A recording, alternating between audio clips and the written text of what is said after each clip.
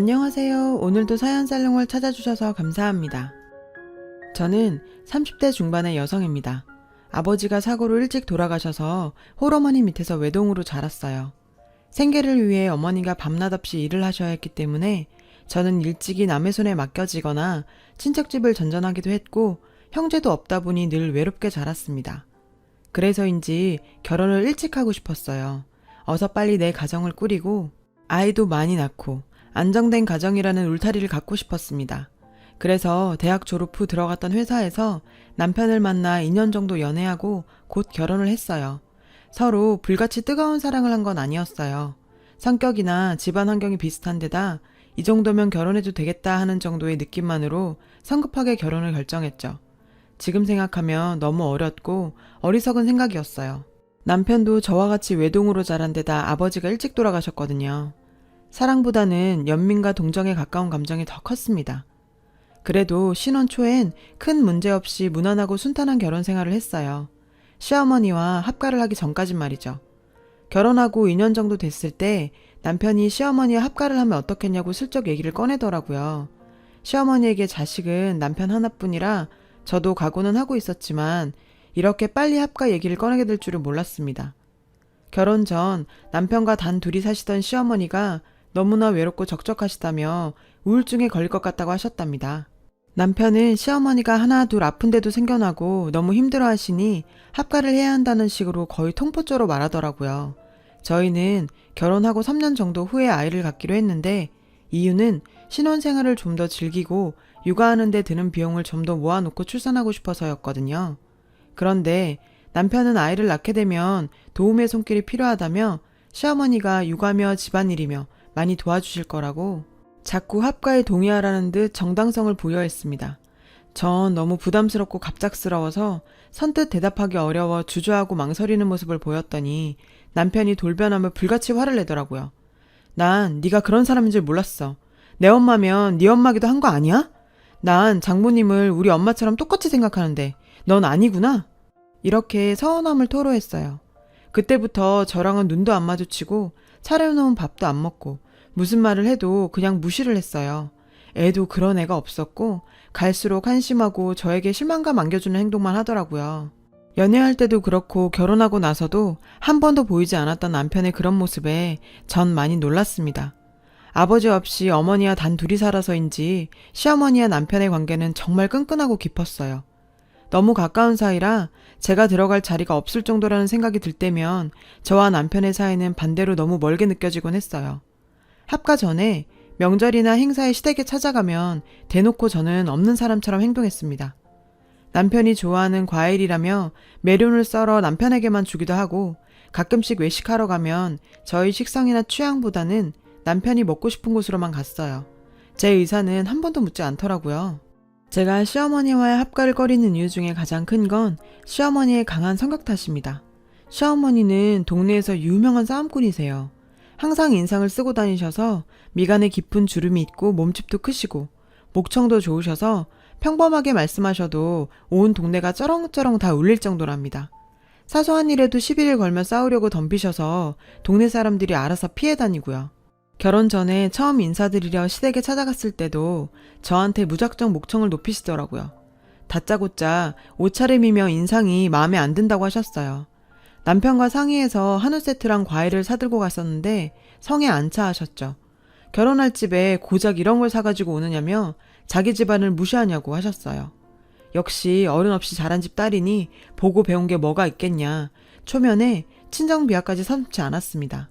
그때 너무 큰 상처와 충격을 받아서 결혼을 망설였는데 남편이 정말 미안하다며 대신 사과를 했고 어머님이 남편 없이 자기를 키워내시느라 성격이 저렇게 되실 수밖에 없었다며 이해해달라고 울면서 매달렸습니다. 원래는 저런 분이 아니고 결혼하면 달라지실 거다. 자기가 더 노력하고 잘 하겠다고요.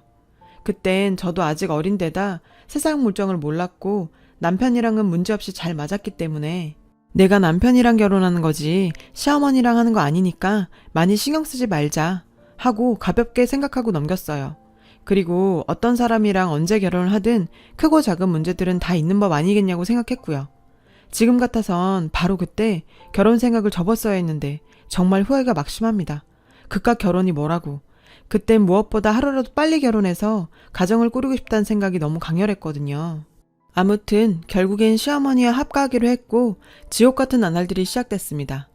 처음엔 남편이 신신당부를 했는지 시어머니도 나름 배려하고 조심하려고 하시는 게 눈에 보였어요. 제가 한 반찬이 입맛에 안 맞거나 제가 집안일이 서툴러도 예전 같으면 바로 불같이 화를 내셨을 텐데 가볍게 넘기거나 모른 척 하시더라고요. 그런 마음이 느껴지고 고마워서 저도 이왕 이렇게 된 거 최대한 어머니께 맞춰드리고 편히 지내실 수 있게 신경 써드리려고 노력했습니다. 결혼과 동시에 일을 그만두고 전업주부로 살던 저는 어머님과 합가 후 자주 부딪힐까봐 신경 쓰기도 했고 까다로운 어머님의 입맛을 맞춰드리고자 오전에는 요리를 배우러 다니려고 했습니다. 근데 이 문제로 한참 갈등이 생겨서 시끄러웠어요. 넌 왜 결혼한 지 얼마 되지도 않은 게 벌써 밖으로만 도는 거니? 나랑 합치자마자 네가 나가 돌면 사람들이 내가 너 구박해서 그런지 아는 거 아니냐? 아니, 조신하게 집에 있으면서 내 아들 내조나 잘하지. 여자가 돼가지고 왜 이렇게 나대는 거니? 정말 숨이 막히고 황당하더라고요. 남편은 역시나 자기 엄마 편만 들었습니다. 자기도 밖에 다니며 요리 배우는 거 탐탁치 않다며 정 요리가 배우고 싶으면 자기 엄마한테 집에서 배우라고 하더라고요. 기가 찼어요. 시어머니는 요리라고는 전혀 못하시거든요. 그저 드시고 음식 타박만 할 줄 알지 요리엔 전혀 관심도 재능도 없으시거든요. 정말이지 갈수록 숨이 막히고 힘든 나날들이 이어졌어요. 그러던 어느 날 또 다른 쪽으로 불똥이 튀었어요. 이번에는 시어머니가 저희 아이 문제를 가지고 간섭하며 부담을 주기 시작하는 겁니다. 도대체 너희는 결혼한 지가 언젠데 아직도 애가 없냐? 네가 무슨 큰 문제 있는 거 아니냐? 다른 옆 애들이 내 옆에서 일부러 손주 자랑하는데 내가 얼마나 속상한 줄 알기나 하니? 하면서요. 그래서 내년 정도 지나면 아이를 가지려고 한다고 조금만 기다려달라고 했더니 네 나이도 적은 거 아닌데 하루라도 빨리 날 생각을 해야지 왜 자꾸 미루기만 하냐고 또 고래고래 동네가 떠나갈 때 소리를 지르시는 겁니다. 시어머니와는 이렇게 매번 전혀 소통도 안 되고 그렇게 살얼음판을 걷듯 노심초사했어요. 엎친 데 덮친 격으로 이제 남편까지 속을 썩였습니다. 전부터 조금씩 낌새를 채긴 했지만 아무래도 여자가 생긴 것 같았거든요. 회사 일 핑계를 대며 늦게 들어오는 건 기본이고 외박까지 서슴지 않았어요. 무슨 막장 드라마처럼 와이셔츠에 립스틱 자국이며 향수 냄새는 기본이었고요. 남편도 이젠 대놓고 나를 무시하고 바보로 여기는 것 같아 화가 치밀어 올랐습니다. 시어머니와 같이 살고 있으니 뭔가 확실해지기 전까지 이 문제를 대놓고 이야기하기도 어려웠죠. 그리고 시어머니가 이런 문제를 알게 되셨다고 해도 남편 편을 들 게 불보듯 뻔하고요. 마침 남편과 같은 부서에서 일하는 여직원이 제 친구의 동생이에요. 그래서 그 친구가 동생한테 들은 남편 회사 얘기를 저한테 전해주곤 했거든요. 어느 날 급하게 그 친구한테 전화가 왔어요. 야, 동생이 그러는데 네 남편 요즘 확실히 여자 생긴 것 같대. 예전보다 굉장히 밝아졌다는데? 전화며 카톡이며 수시로 해대고 되게 야해 보이는 여자랑 둘이 손잡고 시내를 모텔 쪽으로 사라지는 것도 직접 봤대. 각오는 하고 있었지만 이렇게 전해드리니 정말 분노가 치밀다 못해 터져버릴 것 같았어요. 그것들을 잡아다가 당장 족치고 아주 개망신을 주고 싶어졌습니다. 그런데 생각해보니 지금 이렇게 감정적으로 대응하는 것보단 증거를 모으고 타이밍을 잘 잡아서 제대로 처리하는 게 낫겠다는 생각이 들었습니다. 그러던 어느 날 제가 마트에서 장을 보고 좀 늦게 집에 들어갔는데 제 앞에 정말 보고도 믿기지 않은 광경이 펼쳐지고 있더라고요. 시어머니와 남편, 그리고 진한 화장에 노출이 심한 옷을 입고 있는 누가 봐도 천박한 꽃뱀 같은 여자가 같이 앉아서 화기애애한 분위기를 연출하고 있는 거였죠. 정말 기가 차고 황당해서 어안이 벙벙했죠. 제가 들어갔는데도 아무도 아랑곳도 않더라고요. 완전 투명인간 취급에 전 없는 사람 같았습니다. 그래서 제가 그 여자에게 먼저 물었어요. 도대체 누구신데 여기 있는 거예요? 그랬더니 시어머니가 잠깐 움찔하더니 네 남편 회사 일하면서 알게 된 누님인데 일적으로도 많은 도움을 주신다더라. 얼른 인사드리라고요. 그 여자를 자세히 보니 정말 나이가 남편보다 최소 5살은 더 많아 보이더라고요. 저 여자가 남편한테 일적으로 도움을 줘? 정말 어이가 없네. 무슨 싸구려 술집 마당 같은 여자를 가지고 그걸 믿으라고? 그런 생각들이 저절로 들었어요. 제가 또 일적으로 만난 분이 왜 집에까지 와 있는 거냐고 물으니 시어머니가 막 화를 내는 겁니다. 네가 집안에서 살림이나 하는 게 뭘 아냐? 남편 지인이 왔으면 인사를 하고 대접을 해야지. 어디서 그런 태도야? 그 여자 앞에서 또 소리 지르며 난리를 치기 시작하셨어요. 남편 놈은 외면하고 그 여자는 실실 쳐 웃고 있고요. 정말 이놈의 짓고서 그나마 있던 오만정이 다 떨어지고 억울해서 미칠 것 같았어요. 그래서 시어머니에게 어머니, 이 여자 누군 줄 아세요? 남편이랑 불륜 저지르고 있는 여자예요. 그거 알고도 이랬을 거예요? 했더니 전혀 놀라는 기색 없이 요즘 세상에 불륜이 어딨냐며 간통죄도 없어진 마당에 남자가 그럴 수도 있지 뭘 그러냐는 식으로 나오는 거예요. 예상은 했지만 시어머니도 이미 다 알고 있었나 보더라고요. 제가 너무너무 화가 나서 도대체 이게 뭐 하자는 거냐. 남편은 보란듯이 내 언녀를 집에 끌고 들어오고 시어머니란 사람은 그거 싸고 들고 정말 너무한 거 아니냐고 했죠. 그랬더니 남편 놈이 그제야 말을 꺼냈어요. 너무한 건 너야. 나도 더 이상 너처럼 답답한 여자랑 못 살겠으니까 네가 나가줘. 따지고 보면 너도 잘한 거 없어. 네가 얼마나 여자로 안 보이고 매력이 없으면 내가 이랬겠냐? 라며 저를 벌레보듯 보는데 정말 살인이 괜히 나는 게 아니란 걸 몸으로 느낀 순간이었네요. 네가 그딴 소리 안 해도 너 같은 인간하고는 더는 못 살겠고 더러워서 하루라도 빨리 너 같은 거랑 당장 인연 끊고 살고 싶어. 하니까 시어머니가 난데없이 저한테 달려오더니 뺨을 때리고 폭언을 퍼부었습니다.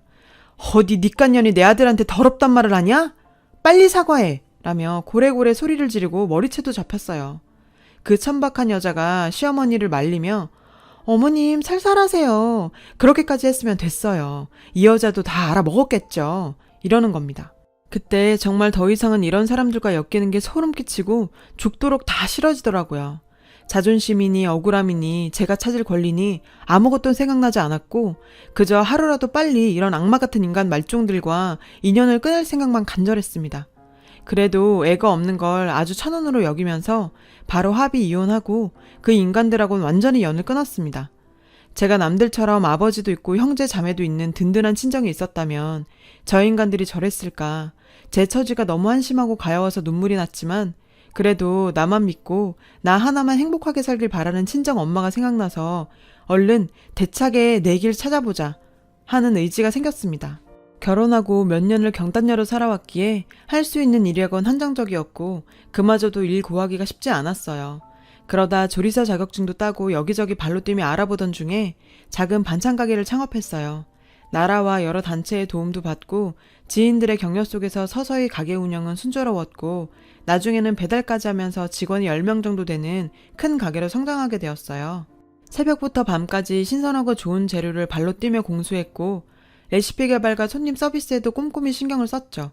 인터넷을 통한 주문도 받다 보니 어느새 연 매출 억대의 대박 가게가 되었어요. 이혼하고 일을 해보니 내가 사업에 소질이 있구나, 나도 하면 되는구나 하는 자신감이 생겼어요. 친정엄마와 같이 살고 있는데 어머니도 편히 모시게 되어 너무 기쁘답니다. 그러다 친구를 통해 전 남편 얘기를 듣게 됐어요. 전 남편과 그 여자가 결혼을 하고 살다가 그 여자가 집은 물론이고 전 재산을 다 갖고 튀어서 전 남편은 거짓신세가 되었다고요.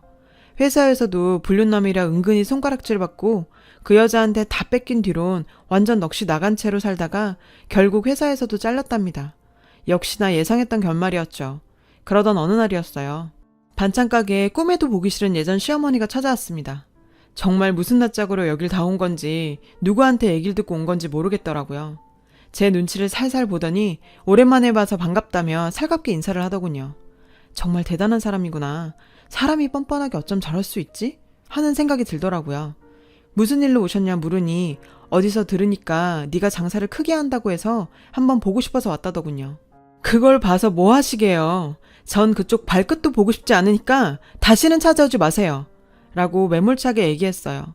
그랬더니 갑자기 불쌍한 척을 하며 우는 신용을 하며 다가와서 제 손을 잡는 거예요. 소름이 확 끼쳤죠. 이게 뭐 하는 거냐며 손을 잡아 뗐는데 내가 잘못했다. 너같이 착한 며느리를 몰라보고 아주 꼬리가 9개는 달린 여우 같은 년한테 홀리고 속아서 우리가 큰 실수를 했다. 네 남편은 회사도 잘리고 너만 찾으면서 운다. 제발 나를 봐서라도 네 남편 한 번만 만나주면 안 되겠니? 저렇게 계속 두다가 내 잡겠다. 나 걔 잘못되면 못 살아. 너도 알잖니?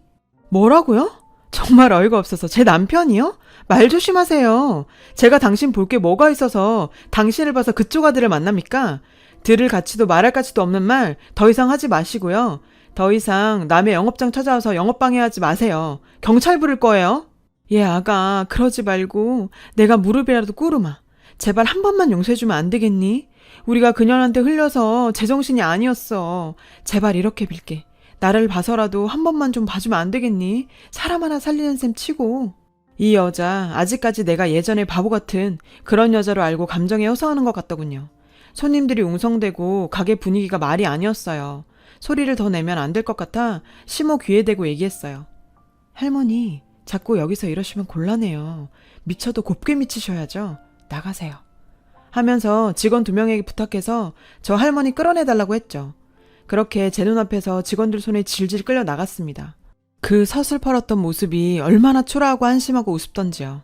아주 통쾌했어요. 자기들이 자초한 일, 자기들이 감수해야죠. 일말의 양심이 있다면 여기가 어디라고 찾아와서 저러는 걸까요? 정말 새삼스레 세상엔 별별 인간들이 다 있다는 생각이 들었어요. 긴긴 인생에서 그냥 좋은 경험했다 여기고 전 앞으로의 길만 생각하려고요. 그런 게 정말 진정한 승리인 것 같아요. 제 글 읽어주셔서 감사합니다. 여러분, 사연 댓글에 응원과 현명한 조언 부탁드려요. 좋아요와 구독은 저에게 큰 힘이 됩니다. 오늘도 좋은 일 가득하세요.